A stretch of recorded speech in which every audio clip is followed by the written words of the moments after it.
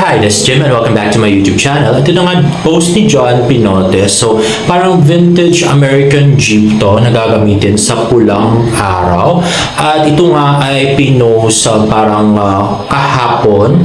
At parang nag-shoot sila 2 days ago with this vintage American Jeep.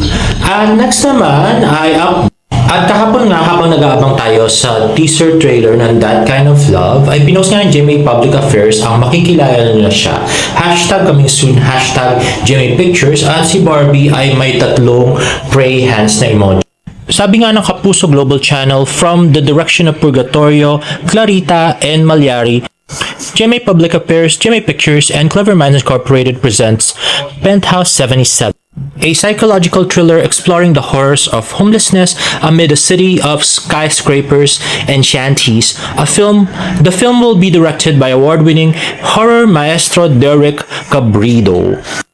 Ayun na, napaka-cute na si Barbie Fortesa at mukhang isasalit to sa MMFF, guys. Yun ang chismis. Anyway, the cast of the upcoming horror thriller movie under GMA Public Affairs and Clever Minds Incorporated, Penthouse 77, starring Kapuso Primetime Princess Barbie Fortesa, famous Best Child Actor Ewan Michael, and kapamilya actor JC Alcantara.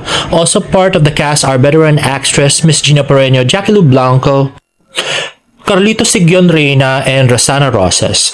The film will be directed by award-winning director Derek Cabredo.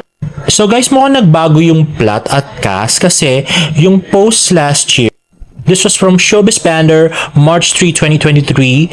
Dapat may 3 leading man siya, si Paul Salas, si Kelvin Miranda, and 1 more actor to be announced very soon.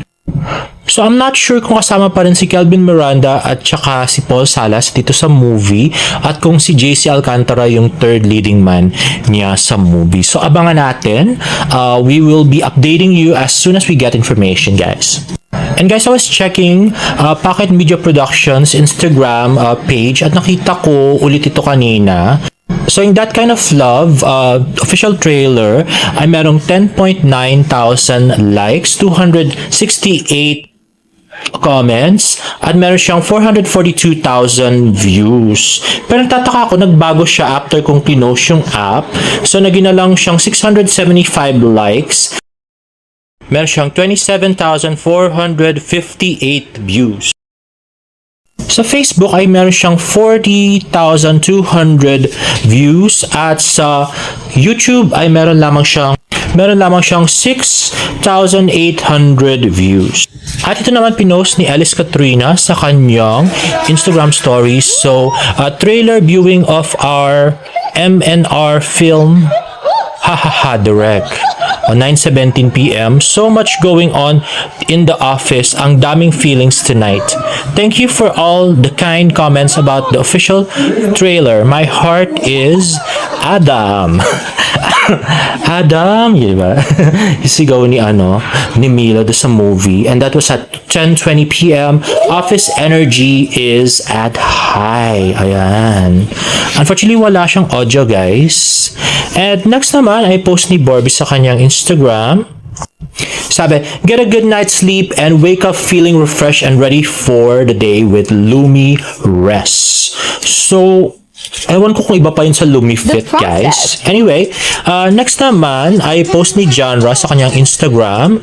Ayan na nga, The Process, si Barbie Fortesa for Mighty Clean. Ayan na nga, yung kanyang trailer. Ayan, at yung sa Pure Gold Star Store Convention at the World Trade Center. At meron daw silang Mighty Clean brand day sale sa kanilang TikTok shop on June 27. Exclusive deals, 1 day only. Mega vouchers, piso deals, and free shipping. So check out their TikTok account, especially on June 27.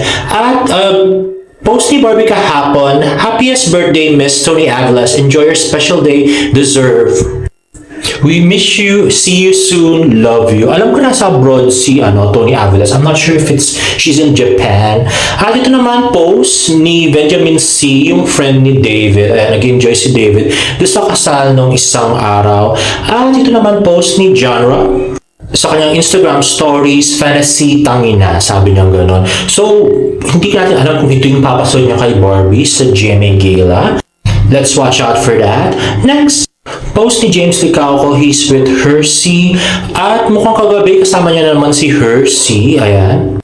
Sabi niya, evening run with Hersey, 5 kilometers with his Strava app. At next ay post ni James Licauco sa kanyang Facebook, sabi archives, at ito multiple picture. So I'm not sure kung sa Taiwan itong mga to.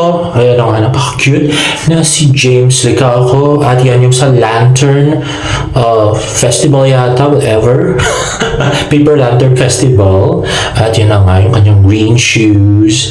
At yun na nga yung falls kanina. At yun naman TikTok video ni James, the cute James Licauco. Ayan, ano, diba?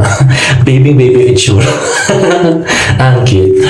At lastly, this was a video I posted 1 year ago on my TikTok account. Let's watch this. Barbie and David Sweet Scenes BTS from That Kind of Love, the movie, David Hohobaran, and Suit sa harap ni Barbie Sayat, 50 Shades of Adam ba Ito, Char, and driving together Sana May holding hands while driving. Ayan na nga. So, behind the scenes to ng That Kind of Love. At yun yung nagdadrive si Adam ng sports car. At parang pupunta yata sila dyan sa Subic. Rolling yan ha, rolling yan. Enjoy each other lang ha. Everything that you do, Hindi ka lang tayo sa sinabi sa group niya. I don't really need to look very much further. I don't wanna have to go. Ayun na nga. So, hubarin nga ni David yung suit niya at ilalatag daw sa harap ni Barbie at mag-enjoy lang daw sila sa yacht. At ito nga nangyari yung picture ni David kay Barbie na nakasmile siya, no? So, let's see that. And I also love the song I Have Nothing by Whitney Houston. Ayan na nga. A View From Far. At ito more behind the scenes. So, yung nagda-drive si David sa sports car. Ayan. I so love it. Grabe. Ang syala ng sports car, no? Anyway. Ayan. Tracking scene with MP1. Yes, this our cinematographer controls the camera. Ayan. Ginagalaw mo yung camera. Oo, Barbie ginagalaw talaga. May meron kami dito.